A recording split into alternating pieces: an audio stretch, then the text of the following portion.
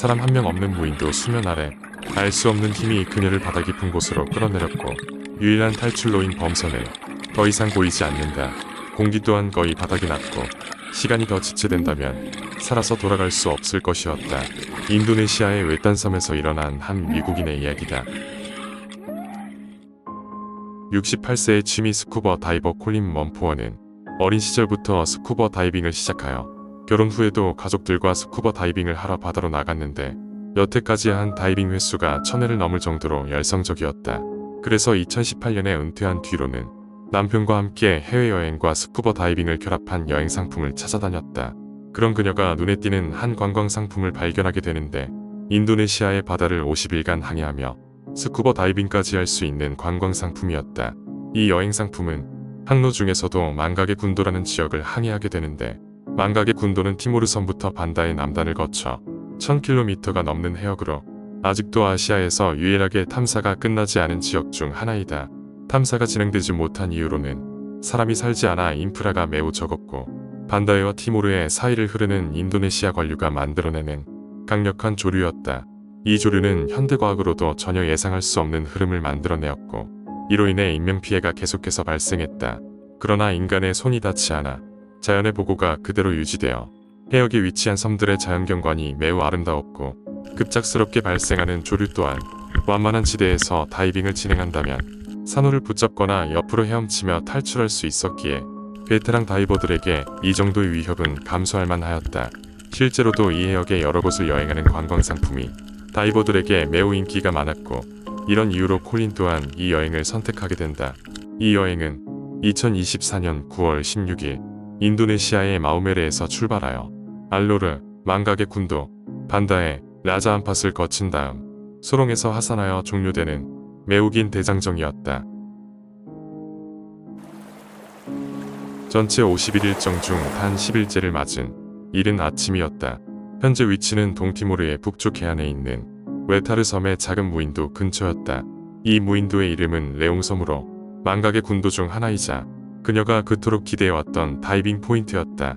그들은 예정대로 다이빙 장비와 몸 상태를 체크 후 파도와 해류를 확인했고 이상 없음으로 판단되었다. 이후 가이드인 세노 수아르노와 함께 콜린 부부가 입수한다. 다이빙 이후 그들은 바닥면 7m 지점까지 천천히 하강한다. 물속 시야는 맑고 햇살이 투과하여 산호초가 빛나고 있었다. 그들은 수면 아래를 나란히 이동하며 바닷속 경관을 감상했다. 가이드가 선두에서 방향을 이끌었고 콜린과 그녀의 남편은 바로 뒤에 위치했다. 모두 2000psi 정도의 공기를 탱크에 채운 상태였는데 이는 30분 이상은 무리 없이 다이빙할 수 있는 여유 공기를 의미했다. 그리고 베테랑 다이버들인 그들에게 7m는 그리 깊지 않았고 근처에는 수심이 늘어나는 수직 절벽이 있었지만 이마저도 그렇게 깊지 않았기 때문에 그들은 주변의 산호벽을 구경하며 각자 잠시의 여유를 가졌다.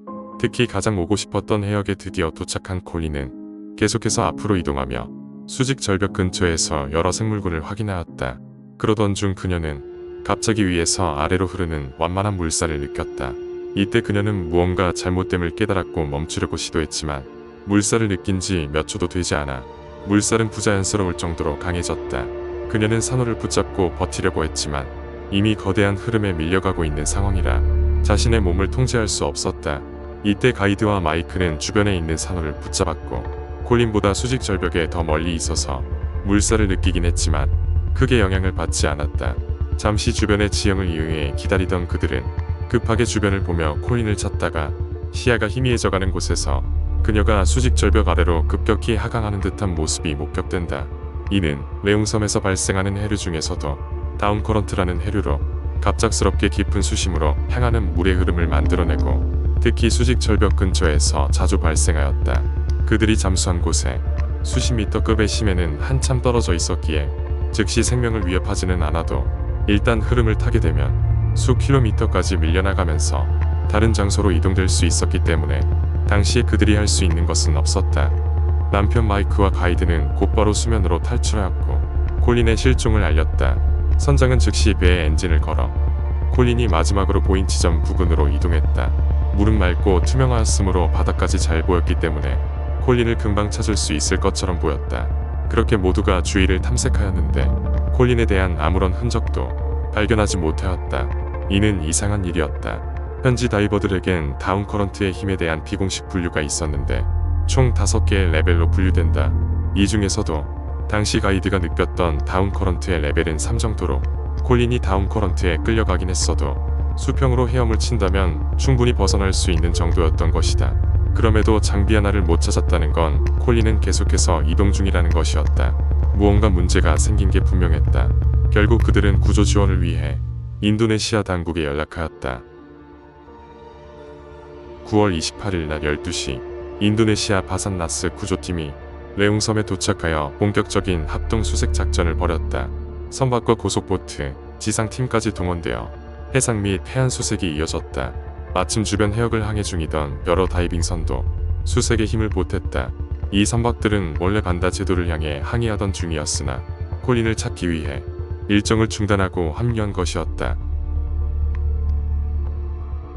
수색은 2024년 9월 26일 실종 직후부터 약 8일간 진행되었으며 지속적인 수색에도 콜린의 흔적조차도 찾을 수 없었고 인도네시아 당국은 수색 작전을 공식 중단한다고 발표했다.